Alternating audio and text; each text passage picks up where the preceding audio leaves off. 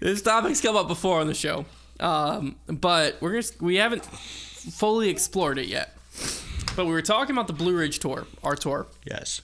And basically, we were writing the Facebook group rules, and we wanted to have something where if something happened in our group, there could be repercussions on tour, such as a suspension or something like that. So basically, if someone went into the group and was like cursing out a TD and going off on him in the Facebook group, since in a tour group we were saying, oh, then you could be suspended from the tour for however many events or whatever. But then we realized we don't actually have any control over that because these are just PDGA events, and we're just kind of grouping them together. That led us to thinking that the Pro Tour is in the same boat.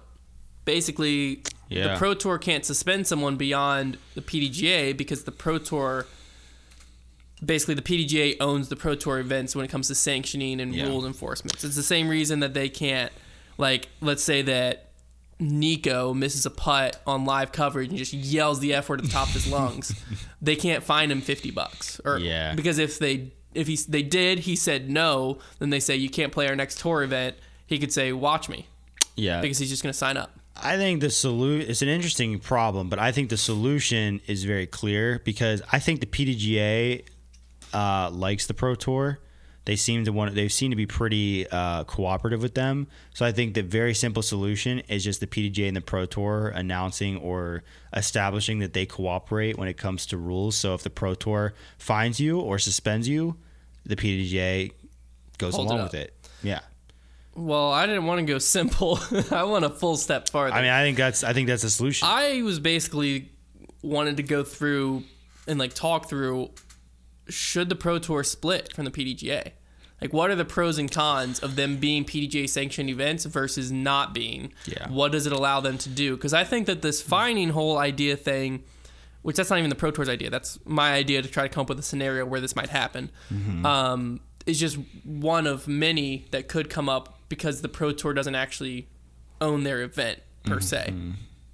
So when I was just thinking through some pros of splitting, if this were to actually happen, it would give the Pro Tour the full control of the tour and schedule. Because right now they have to get the dates still approved by the PDGA, and they have to work with the PDGA to have the national tour dates kind of coincide. And I'm sure that if the Pro Tour wanted a national tour event, they couldn't have it because it's PDGA's national tour. Right. So it gives them full control on that. It also gives them full control on registration for said events because now there's no limit on if you want to limit the field to 950 rated players only, you can do that. That's something that Ledgestone was toying with the idea, and the PDGA said no. This is a Pro Tour event. Ledgestone wanted 950 minimums. They were at least messing with the idea in their head. The PDGA said no, and they had to do tiered registrations. So then, like, tour cards and stuff, it makes you think that, like, tour cards couldn't actually happen unless the PDGA approved it. So the Pro Tour basically can only advance as far as the PDGA lets them. And then, obviously, it would allow tours to fine players. Cons of splitting would be ratings and a possibility of players not liking the move are the only two I came up with. Yeah. I think the only big con is it would be an interesting. I'd rather see the PDGA just step into the background, be a governing body, and them like collaborate because the PDGA has established themselves so much in their sport that like a split could be a little messy. Yeah. The biggest repercussion would be the ratings, no doubt. But if the money was still there, the players would get over that. Yeah. I mean, there would just be a big stir.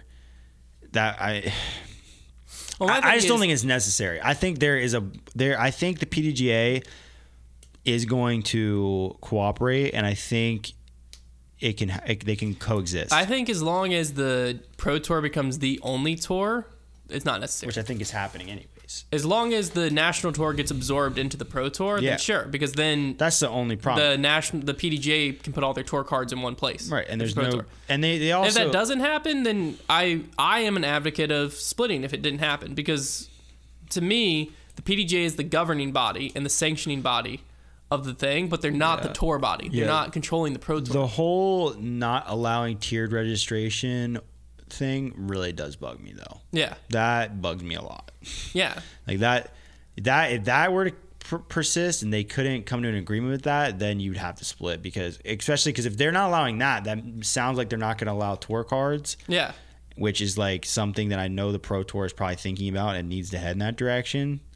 Like there's gonna come a day, which I think the day is already here, but like where we need to have qualification for the Pro Tour. Yeah, and then that might require you to not be. So that might be the breaking point.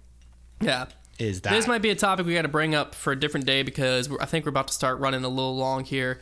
But it's definitely an interesting topic to think through. So while in the comments, because we might be coming back to this topic, put your ideas on pros and cons list of the Pro Tour staying with the PDGA or splitting and being a non-sanctioned tour to where they still have the prestige, the money, all of that, but they basically just don't have ratings and they're not a national tour type sanctioned event, not elite series event. Put your thoughts on that in the comments down below. I'm definitely interested to hear them out and think through them. I don't have a 100% stance on it. I lean towards like kind of what you said. Like if it becomes the only tour, then sure, why? There's no need to fix it if it ain't broken. Yeah. But if it is broken and there continues to be like little things of like the Pro Tour wants to do this, but they got to get approval through the PDGA first for them to be able to enforce it, then that's where there's issues. Yeah, basically. Agreed.